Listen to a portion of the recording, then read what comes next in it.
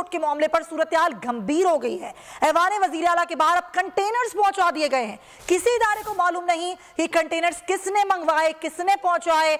अब इसके बाद जो तैनात पुलिस है वो भी कंटेनर्स के हवाले से इज़हार लाइल्मी कर रही है। अजीब व गरीब सूरत हाल है। वजीर आला के एतमाद का वोट का मामला है, सूरत हाल बदल रही है, सूरत हाल गंभीर हो रही है।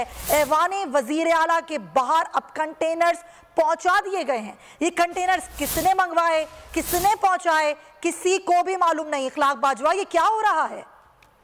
जी बिल्कुल, ऐवान वज़ीर आला के बाहर जो है अब से कुछ देर कबल जो है वो कंटेनर जो है वो बाकायदा तौर पर पहुंचा दिए गए हैं और इस हवाले से किसी इदारे को मालूम नहीं कि कंटेनर किसने मंगवाए हैं।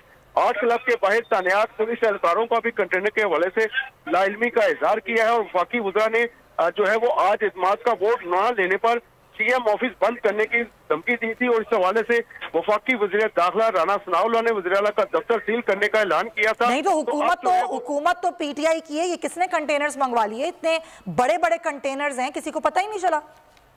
जी बिल्कुल, इस हवाले से जो वहाँ पर मौजूद तैनात पुलिस एहलकार हैं उन्हें भी इल्म नहीं कि क्यों यहाँ पर आए हैं, किसने भेजे हैं और क्यों भेजे हैं।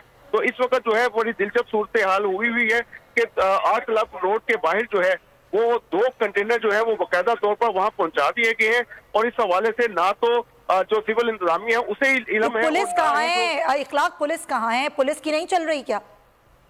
जी पुलिस वहाँ पर मौजूद है। जो पुलिस एहलकार है उनसे जब पूछा गया तो उन्होंने कहा हमें मालूम ही नहीं ये कंटेनर कहाँ से आए, किसने भेजे, क्यों भेजे हैं।